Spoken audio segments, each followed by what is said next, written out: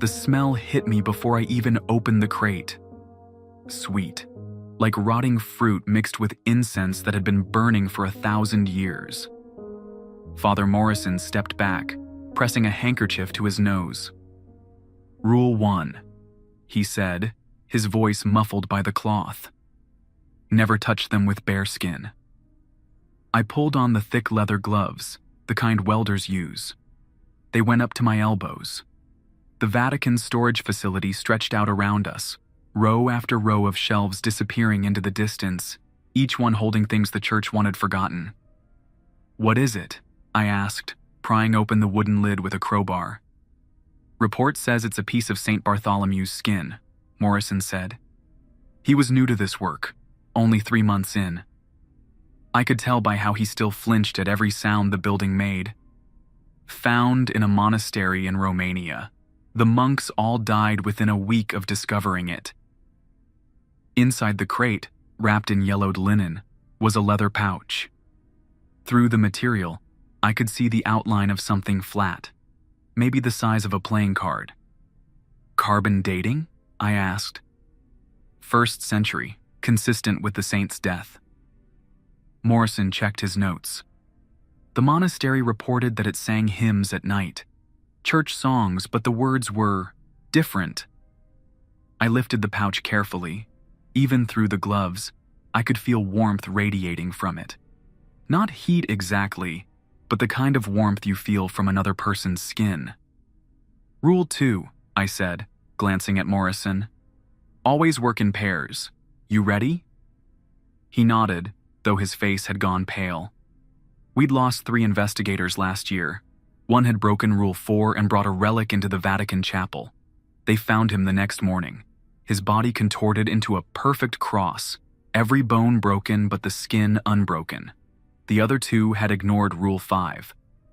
When security found them, they were still singing, their mouths stretched wide, the hymn pouring out even though their vocal cords had been severed. I unwrapped the linen slowly. The leather pouch underneath was soft, too soft. It felt like living tissue under my fingers. "Get the containment box ready," I told Morrison. He fumbled with the lead-lined case, his hands shaking. That's when I noticed the stitching on the pouch. Tiny, precise letters. My skin is not my own. The pouch opened easily. Too easily. Inside was exactly what the report claimed, a rectangle of preserved human skin, pale and smooth as parchment. But there was writing on it, not tattooed or inked. The words seemed to grow from the skin itself, raised like scar tissue. "What does it say?" Morrison leaned closer. I squinted at the text. "It's a name," I said. "Peter." "The Apostle," Morrison said. "Simon Peter." The skin began to warm in my hands. The letters shifted, rearranging themselves. New words formed. He knew what was coming. "Get the box," I said, my voice steady despite the sweat running down my back. "Now." But Morrison wasn't moving. He stood frozen, staring at something behind me. His mouth opened and closed like a fish gasping for air. I turned slowly. The storage facility looked the same. Endless rows of shelves, fluorescent lights humming overhead. Except now there was a man standing between the shelves. He wore simple clothes, like a worker from ancient times, his feet bare on the concrete floor. His face was weathered, aged by sun and salt. And his eyes were the flat, dull color of stone. "Peter," I whispered. The figure smiled. His teeth were too white, too perfect for a fisherman from 2,000 years ago. When he spoke, his voice sounded like it was coming from the bottom of a well. "You know the rules," he said. "But do you know why they exist?" I gripped the skin tighter. "You're not real. You're a manifestation. Psychosomatic response to exposure." "Rule 3, the figure continued, ignoring me. "Document everything within 24 hours. But what happens to the things you don't document? What happens to the miracles too terrible to write down?" Morrison made a sound behind me, a wet gasp. I didn't turn around. I couldn't look away from those stone-colored eyes. "The church keeps us here," the figure said, gesturing at the shelves. "Locks away the parts of faith that don't fit the story. The apostle who saw too much. The saint who learned what resurrection really means. The virgin who wasn't. All of us, pieces and fragments, waiting." "Waiting for what?" I heard myself ask. "For the rules to fail." His smile widened. "They already are. Haven't you noticed?" I thought about the investigators we'd lost, about how the containment procedures seemed less effective each year, about the dreams I'd been having, dreams where I walked through the storage facility at night and all the crates were open, all the relics singing in harmony. "Rule 4, Peter said. "Never bring them into a consecrated space. But what happens when the consecration fades? What happens when faith itself becomes thin?" The lights flickered. In that brief moment of darkness, I saw Morrison. He was standing exactly where I'd left him, but his face had changed. His features were melting, running like wax. Beneath the dissolving flesh, I could see another face. Older, ancient. The lights came back on. Morrison looked normal again, but there was something different in his eyes. A depth that hadn't been there before. "Donovan," he said, and his voice had an echo to it. "I need to tell you something about the rules." I backed away, still clutching the skin. "Stay where you are." "The rules weren't made to protect us," Morrison continued. Both his voice and Peter's were coming from his mouth now, overlapping. "They were made to protect them, to keep them docile, controlled." The skin in my hands began to pulse. Words appeared faster now, covering every inch of the surface. The body remembers. The body always remembers. The body wants to be whole. "Every relic," Morrison said, taking a step toward me, "is looking for its owner. Every fragment wants to return. And when they do..." Peter laughed, a sound like stones grinding together. "When they do, the dead will walk again. But not as you expect, not clean and holy and perfect. They'll come back as they truly were, as they truly are." I reached for my radio, but static poured from the speaker. The security cameras, I noticed, had all turned to face the walls. We were alone down here. Just me, Morrison, and whatever was wearing Peter's shape. "Rule 5, I said, trying to keep my voice steady. "Never work with them after midnight." Peter tilted his head. "It's 3:17 in the afternoon."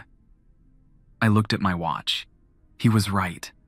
But the shadows in the facility had grown long, and through the high windows, I could see stars. "Time moves differently around us," Peter explained. "We carry our own moments with us, our deaths, our resurrections, our betrayals.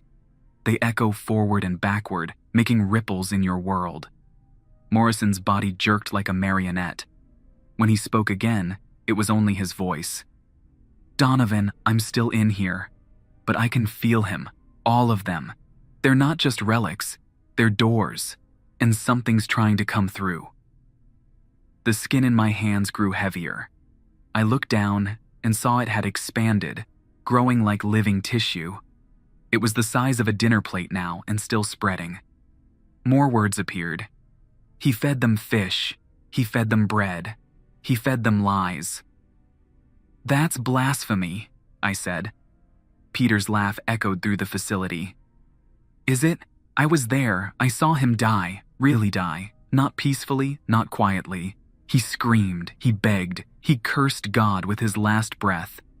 And then he came back. But what came back wasn't what went into the ground. The expanding skin touched my glove. Even through the thick leather, I felt it trying to bond with me, to merge.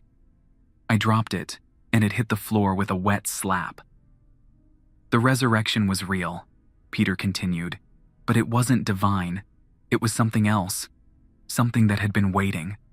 Something that saw an opportunity in a dead prophet and took it." Morrison fell to his knees, clutching his head. "Get out of me!" "He can't," Peter said simply. "Once we're in, we're in. That's why the rules exist. But the rules are just words, and words lose their power when people stop believing in them." I thought about all the relics in storage, thousands of them. Fragments of saints, pieces of prophets, blood and bone and flesh that refused to decay. What if they weren't holy at all? What if they were something else entirely? The skin on the floor had grown to the size of a blanket. It pulsed with a heartbeat that seemed to sync with my own. Morrison's face was cycling through expressions. His own, Peter's, and others I didn't recognize. Saints and martyrs, all trying to use his body as a conduit. "We need to get out," I said. "Both of us. Now."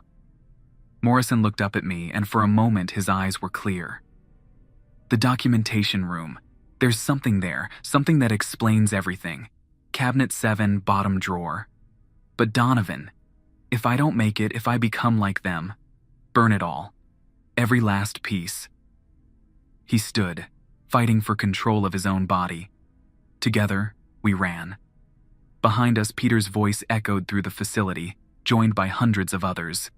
The shelves shook, crates fell and burst open, spilling their contents onto the floor. I caught glimpses of things I wished I hadn't. A hand that flexed and grasped at air. A heart that beat in a glass jar. A tongue that whispered prayers in languages that predated human speech. The documentation room was on the 3rd floor. We took the stairs 3 at a time, Morrison stumbling, catching himself, pushing forward. Behind us, the sound of bare feet on concrete.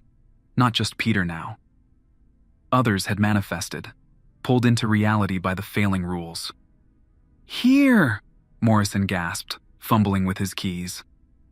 The door opened and we stumbled inside, slamming it behind us. The room was small, cramped with filing cabinets and old computers. Morrison went straight to cabinet 7, yanking open the bottom drawer. Inside was a single manila folder, stamped with red text, "Protocol Omega, eyes only." I opened it. Inside were photographs, documents, test results, and a note, handwritten, dated just 6 months ago. The relics are not remnants of saints. They are fragments of something older, something that preceded Christianity, that preceded all religion. It found a way in through faith, through belief. Every miracle, every resurrection, every impossible healing, all of it was this thing, testing the boundaries of what humans would accept. The rules don't contain it. The rules feed it, give it structure, teach it how to hide among us. And now it's learned enough. God help us, it's learned enough. It was signed by Cardinal Toretti, head of the Vatican's Sacred Congregation for the Doctrine of the Faith. Below his signature, he'd added one more line. The real Christ died on the cross and stayed dead. What rose was something else wearing his face. Morrison collapsed against the wall. His skin rippled like water. "It's too late," he said, but it wasn't his voice anymore. It was all of them, speaking in unison. "We're already here. We've always been here. Walking among you, guiding you, shaping your faith into a doorway we could use." I grabbed the lighter from my pocket, the one every investigator carried, just in case. Morrison saw it and nodded, still fighting for control. "Do it," he whispered with his own voice. "Burn it all." But before I could move, the lights went out. In the darkness, I heard the door open. Footsteps, many footsteps. And then a voice I recognized from 1,000 prayers, 1,000 sermons. A voice that every Christian child learned to love and fear. "Thomas?" the voice said. "Oh, Thomas. Still doubting after all these years?" A hand touched my shoulder. Even through my shirt, I felt the holes in the palms. The lights flickered back on. The room was full of them now. Apostles, saints, martyrs, prophets. All with those same stone-colored eyes. All smiling with 2 white teeth. And at their center, a figure in simple robes, his beard neat, his hair long, his wrists bearing the scars of crucifixion. But his eyes were not the eyes of a savior. They were older than Earth itself, older than the stars. They were the eyes of something that had waited eons for the right moment, the right species, the right belief system to exploit. "The rules have failed," he said. "And now, finally, we can show you what resurrection really means." Morrison's body began to change, not melting now, but transforming, rebuilding itself into something new, or something very, very old. Around the room, the file cabinets burst open. Documents swirled through the air, each one detailing another cover-up, another truth too terrible to reveal. The church hadn't been hiding relics. It had been hiding evidence. Evidence of what really happened 2,000 years ago in Jerusalem. Evidence of what had been walking among us ever since, wearing the faces of our saints, our saviors, our gods. "Welcome," the Christ thing said, spreading its arms wide, "to the real faith." And then Morrison completed his transformation. I saw what we really became when the divine touched us. What resurrection actually meant. I ran. Down the corridor, past the storage rooms where every crate was now open, where every relic was singing its true song. I ran as the building itself began to change, walls becoming flesh, floors becoming bone. I ran as the very air grew thick with the presence of things that had hidden behind halos and holy words for millennia. But even as I ran, I knew the truth. There was nowhere to go. They weren't confined to the Vatican anymore. They were everywhere, in every church, every prayer, every moment of faith. We had invited them in, given them power, fed them with our belief. And now, with the rules failed and the truth revealed, they didn't need to hide anymore. I burst through the exit door and into the Roman night.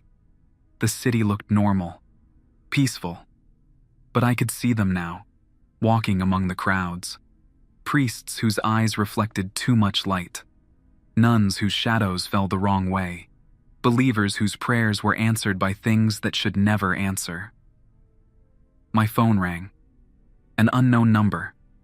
I answered it. "Mr. Donovan?" The voice was calm, professional. "This is Dr. Elizabeth Harper from the CDC. We've detected an anomaly centered on your location. Something about rapid cellular mutation and temporal distortions. I'm going to need you to tell me everything." I looked back at the Vatican. Even from here, I could see the buildings beginning to warp, reality bending around them like light around a black hole. "Dr. Harper," I said, "do you believe in God?" There was a pause. "I'm a scientist, Mr. Donovan." "Good," I said. "That might be the only thing that saves you." Because faith had been the doorway, and now that door was wide open. The transformation was spreading. I could see it in the streets now. People touched by passing priests were changing, their bodies remembering shapes from before humanity existed. The resurrection wasn't bringing back the dead. It was revealing what we had always been underneath. What we became when the thing wearing Christ's face had touched our ancestors with its gift. I started walking. Away from the Vatican, away from the spreading chaos. But I knew it was useless. The rules hadn't just failed at the storage facility. They were failing everywhere. Every church, every shrine, every place where faith had taken root. The phone was still connected. I could hear Dr. Harper typing rapidly. "Mr. Donovan, I'm tracking multiple incidents worldwide. Jerusalem, Mecca, Tibet. What is happening?" "The gods are coming home," I said. "All of them. They were never ours. We were theirs." In the distance, I heard singing, not hymns, something older. The song that had echoed through the cosmos before Earth was formed, before humanity drew its first breath. The song of things that had found the perfect disguise in our need to believe. I thought about Morrison's last words. Burn it all. But how do you burn faith itself? How do you destroy something that lives in the human heart? My phone buzzed. A text from an unknown number. Just 3 words. Rule 6, survive. I almost laughed. Survive? Survive as what? As human. That ship had sailed the moment we built our first altar, spoke our first prayer, shed our first drop of blood in sacrifice. But then I saw her. A little girl, maybe 7 years old, standing in the middle of the chaos. While everyone around her transformed or fled, she stood perfectly still. Her eyes were clear, human, untouched. She looked at me and smiled. "They can't touch me," she said. "I don't believe in anything." And in that moment, I understood. The rules hadn't been about containing them. The rules had been about maintaining the very thing that gave them power. Our faith, our belief, our need for something greater than ourselves. The girl held out her hand. "Come on, there are others like me, others who never believed. They can't see us, can't touch us. We're invisible to gods who exist on faith." I looked at my hands. They were starting to change, skin rippling with patterns that predated human evolution. Of course. I'd spent years surrounded by relics, steeped in their presence. I was already infected. "Go," I told her. "Find the others. Stay hidden. Stay faithless. It's the only way to stay human now." She nodded and disappeared into the crowd. I watched her go, then turned back toward the Vatican. If I was going to transform, if I was going to become one of them, then I had one last job to do. Document everything within 24 hours. I pulled out my phone and started recording. Let Dr. Harper and her team see what really happened when the divine touched the mortal. Let them understand why every culture had gods, why every society had myths of transformation and resurrection. Let them know that we had been livestock all along, and faith had been the pen that kept us docile. "My name is James Donovan," I said into the camera. "I investigate relics the Vatican tries to erase, and I'm here to tell you that every single one of them is real. Every miracle, every resurrection, every impossible story you've ever heard. All real, and all wrong." Behind me, the Vatican began to glow with a light that hurt to perceive. Not holy light. The light of things that existed before photons, before physics, before the universe decided on its rules. "The rules are failing," I continued. "But maybe that's a good thing. Maybe it's time we saw our gods for what they really are. Maybe it's time we stopped believing." My hand was fully transformed now. I had too many fingers, and they bent in directions that seemed correct from angles that shouldn't exist. But I kept recording. To anyone watching this, anyone still human, remember, faith is the infection. Doubt is the cure.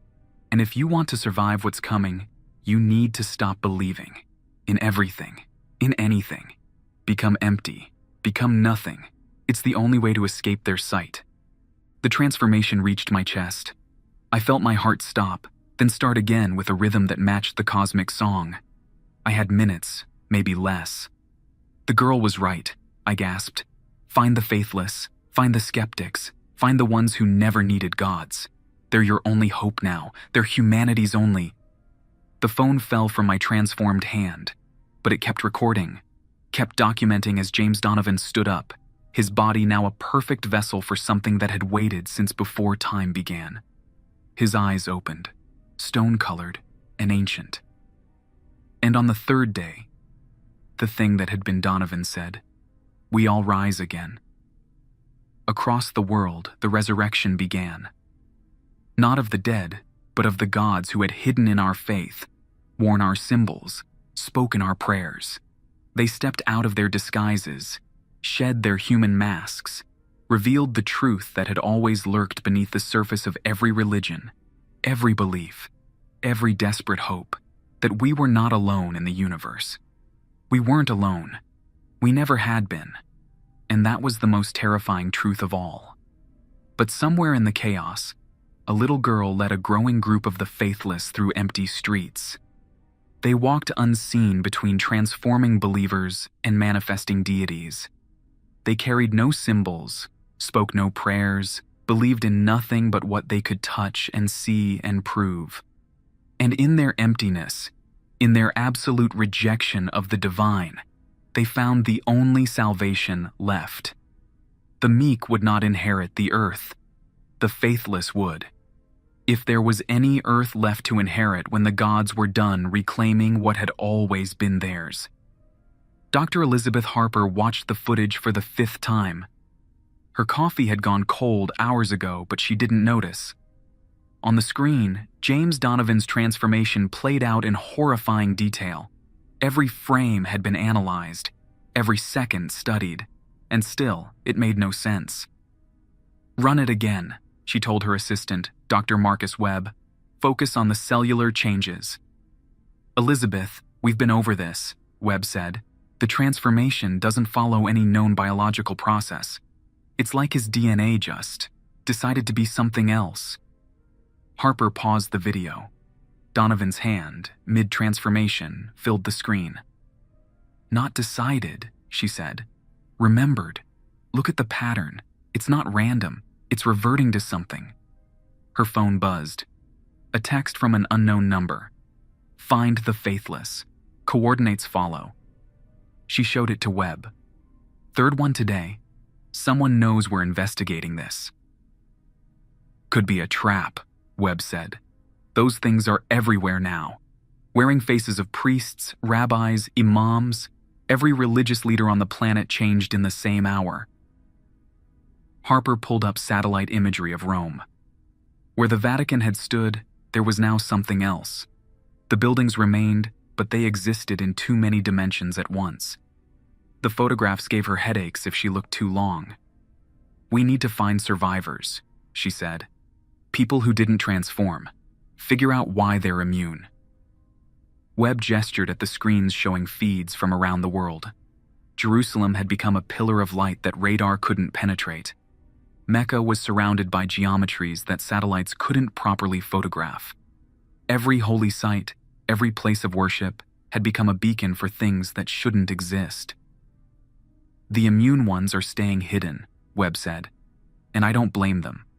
Have you seen what happens when a transformed catches a normal human?" Harper had. The footage from London was burned into her memory. A transformed priest touching a fleeing woman, not killing her, but converting her. Her faith, buried deep, had been enough. The transformation had taken seconds. Another text arrived. This time, it was a video file. Harper opened it cautiously. A young girl's face filled the screen, maybe 7 years old, with dark hair and serious eyes. Behind her, Harper could see others, men, women, children, all moving quietly through what looked like abandoned subway tunnels.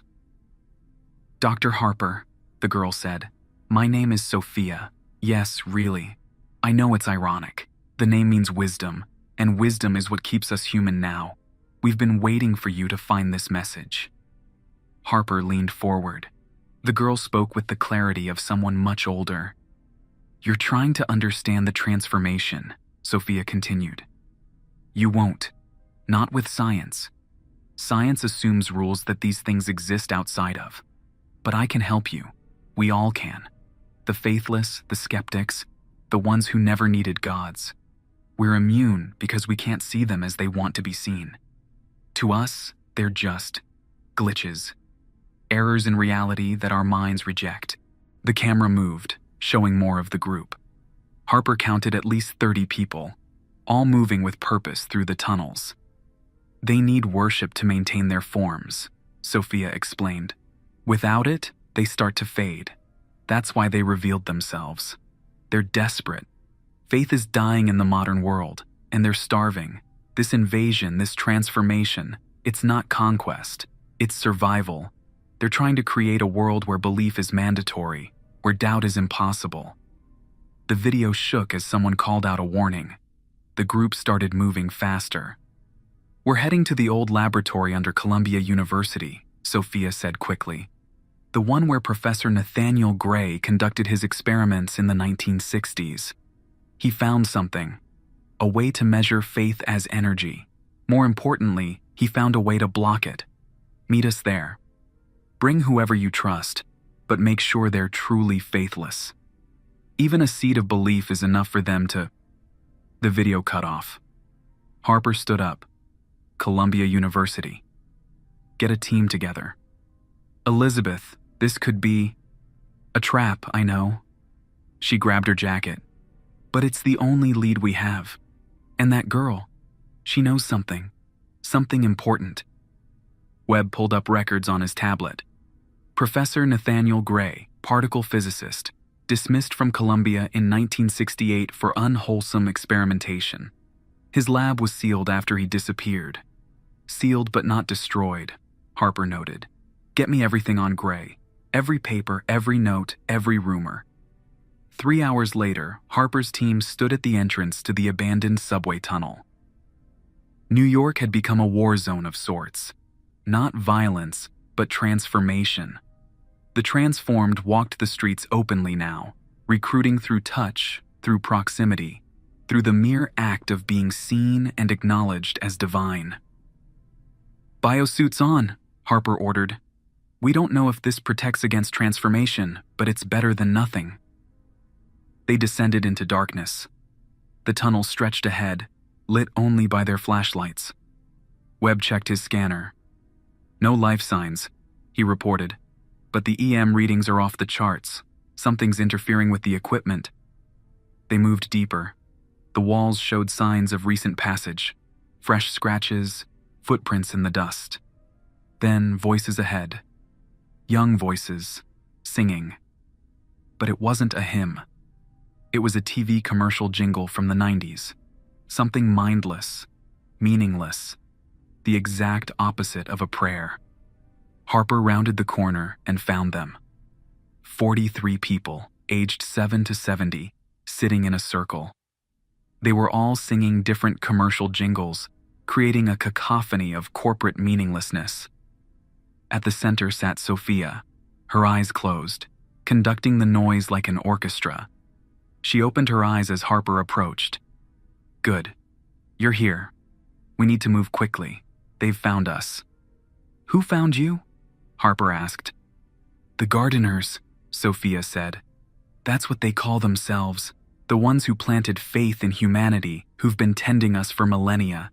They don't like weeds in their garden." The group stopped singing and stood. Harper noticed they all moved with the same careful precision, like people who'd learned not to make sudden movements. "The lab," Harper said. "Gray's research. What did he find?" Sophia smiled. "He found the frequency, the exact wavelength that faith operates on. And more importantly, he built a machine that could generate its opposite, an anti-faith field. Want to guess why he disappeared?" They moved through service corridors, past abandoned maintenance rooms. Sophia led with the confidence of someone who'd made this journey many times. "The gardeners killed him," Harper guessed. "No," Sophia said. "They recruited him, showed him wonders beyond imagination, promised him answers to every question, and he believed them. That was his mistake. The moment he believed, he transformed.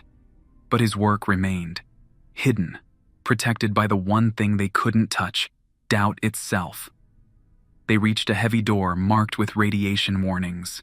Sophia produced a key that looked far too new for a lock that old. "We've been preparing for this day," she explained. "Some of us have always known, always felt the wrongness behind the miracles. My grandmother was one. She taught me to question everything, to believe nothing, to see the strings behind every magic trick." The door opened onto a laboratory frozen in time. Equipment from the 1960s lined the walls. At the center sat a machine that looked like a hybrid between a particle accelerator and a radio telescope. "The Doubt Engine," Sophia announced. "Gray's masterpiece. It generates a field that disrupts the quantum entanglement between consciousness and belief. Inside its radius, faith becomes impossible.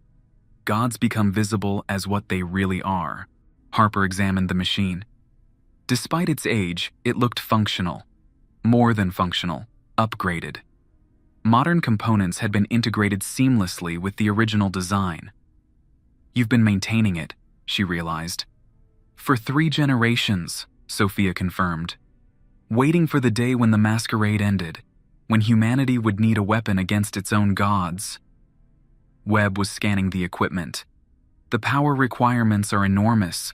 We'd need—" "The city's main grid," Sophia finished. "Which is why we need your help. You have connections, authority. You can get us access." Harper hesitated.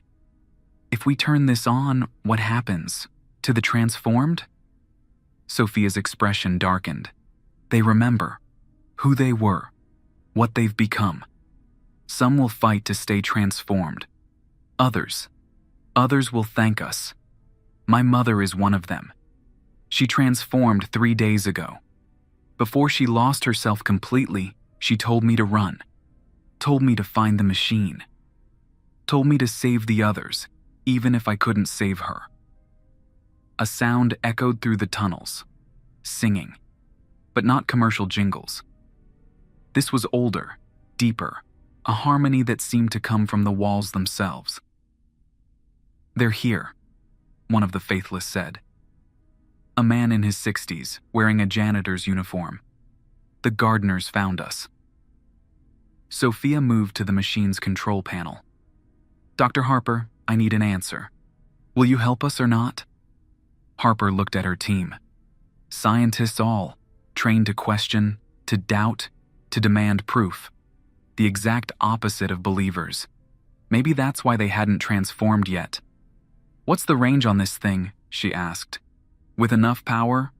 "City-wide. Maybe more." Gray's notes suggest the effect cascades. Doubt spreads like faith, but faster. Show people the truth behind one miracle, and they start questioning all of them. The singing grew louder. Through the laboratory's reinforced windows, Harper could see lights approaching. Not electric lights. The glow of things that had learned to shine because humans expected divine beings to be luminous. "Do it," Harper decided. "Webb, get on the phone with the city. Use whatever authority we have left. We need that power." Webb was already dialing. Sophia and her people moved with practiced efficiency, powering up systems, checking connections. The machine hummed to life, its sound strangely comforting. The anti-music to the approaching song. "Elizabeth," Webb said urgently. "The mayor's office isn't answering, but I reached someone at Con Edison. They say the transformed have taken over most of the grid. They're using it for something." "For what?" Before Webb could answer, the laboratory door exploded inward. Not destroyed, simply convinced to no longer exist. Through the opening came figures that hurt to perceive directly. The gardeners in their true forms. Harper's mind tried to process what she was seeing and failed. They were vast and tiny simultaneously, ancient beyond measure, yet newly born each second. Where they touched reality, it began to transform, walls becoming organic, floor-sprouting concepts that shouldn't have physical form. "Sophia," the lead gardener spoke, its voice the sound of every prayer ever uttered. "Sweet child, you're confused. Let us help you remember your purpose." Sophia stood at the machine's controls, her small hands steady. "I know my purpose. It's to show everyone what you really are. Parasites, feeding on human consciousness, using our need for meaning as a doorway into reality." The gardener laughed, a sound like galaxies being born. "Parasites? We made you, lifted you from animals to angels, gave you souls, purpose, the very concept of meaning itself. Without us, you're just meat that learned to think." "Maybe," Sophia said, "but it's our meat, our thoughts, our choice." She pulled the activation lever. For a moment, nothing happened. Then Harper felt it. A sensation like suddenly understanding a magic trick that had fooled her for years. The gardeners flickered, their perfect forms wavering. "More power," Sophia commanded. "We need more power." Harper grabbed her phone, called every contact she had. The military, the CDC, anyone who might still have authority. But even as she made the calls, she knew it might be too late. The gardeners were adapting, their forms stabilizing. Interesting, the lead gardener mused. You've built a doubt generator. Clever. But doubt requires thought, and thought requires time. What happens when we move faster than human comprehension? The air in the laboratory began to thicken. Harper found it hard to breathe, hard to think. The gardeners were accelerating local time, making seconds pass like hours for them, while the humans moved in slow motion. But Sophia smiled. You're right. Doubt requires thought. But you know what doesn't? Laughter. She hit another switch. The machine's hum changed, became rhythmic, and from hidden speakers throughout the laboratory came the sound of children laughing. Not at anything in particular, just the pure, meaningless joy of existence without purpose. The effect on the gardeners was immediate. They recoiled, their perfect forms spasming, because laughter, true laughter, was the antithesis of worship. It was humans finding joy in absurdity, in meaninglessness, in the cosmic joke of existence itself. Gray figured it out, Sophia explained, her voice cutting through the divine confusion. Faith needs gravity, seriousness, the weight of meaning. But laughter? Laughter makes everything weightless, even gods. The gardeners tried to respond, but their words became gibberish. Their songs became snorts. The more they tried to reassert their divinity, the more ridiculous they appeared. And ridiculous gods have no power. Harper felt the change in pressure. Her phone rang, calls returning. The grid was back online. The transformed across the city were stumbling, confused, as the certainty of faith was replaced by the lightness of absurdity. Now, Sophia commanded. Harper gave the order. Power flowed into the doubt engine. The field expanded, racing outward at the speed of electricity. Through windows, they could see the wave of change spreading across New York. Transformed beings collapsing, reshaping, remembering who they had been before the gods made them more than human. The lead gardener made one last attempt. It reached for Sophia, its form trying to solidify into something terrible and awesome. But the girl just laughed, a genuine childish giggle at the sight of a cosmic being trying so hard to be serious. The gardener froze. Cracks appeared in its form. Not damage, realization. For the first time in eons, it saw itself as humans saw it.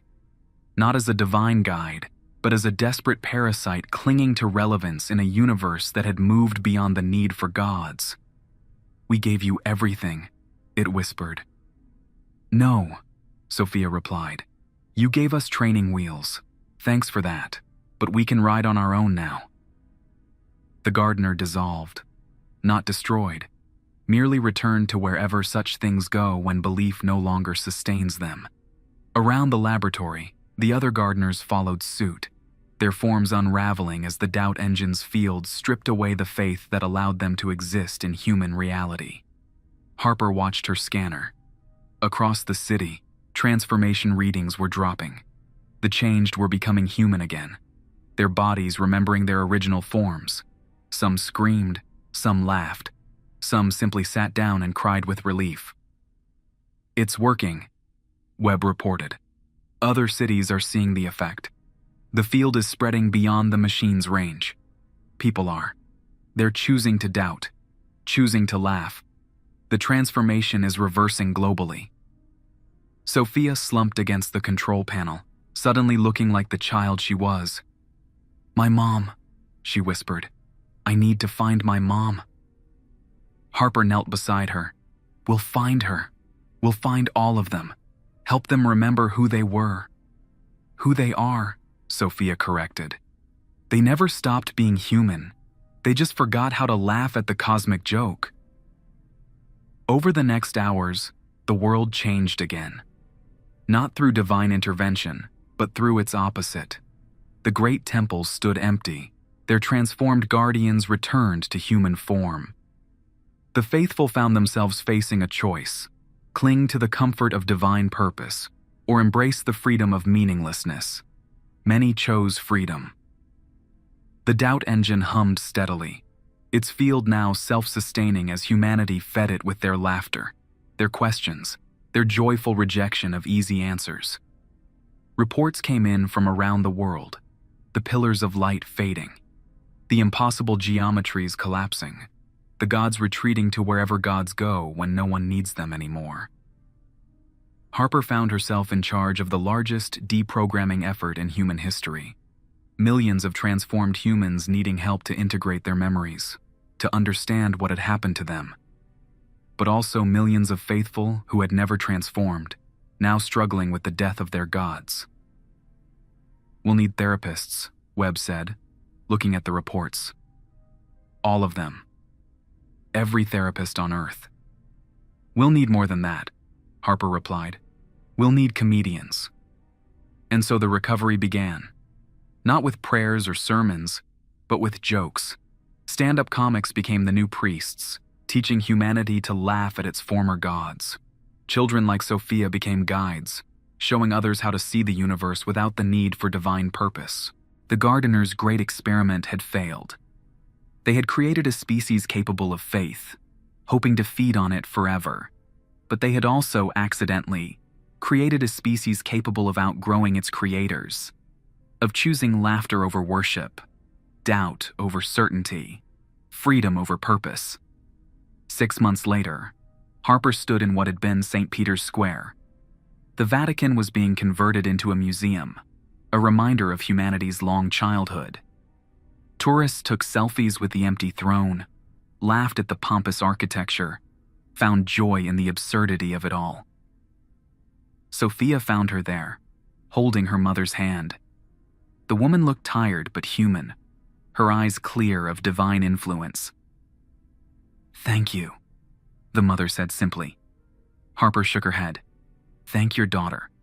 She saved us all." "By teaching us to laugh?" the woman asked. "By reminding us we could," Sophia said. "The gods needed us to need them, but we don't. We never did. We just thought we did." In the distance, someone had set up a comedy show in the Sistine Chapel. Laughter echoed off the painted ceiling, where Michelangelo's God reached out to touch Adam. But now the painting looked different. Not divine creation, but two beings reaching for each other across an impossible gap. Both equally lost, equally alone, equally absurd. And that was the final truth the doubt engine revealed. The gods hadn't created humanity in their image. Humanity had created gods in theirs. Desperate, lonely beings seeking meaning in a universe that offered none. The only difference was that humans had learned to laugh about it. The transformation was complete. Not from human to divine, but from believer to comic. From worshiper to audience member in the great cosmic joke. And the punchline? There wasn't one. There never had been. And that was the funniest thing of all.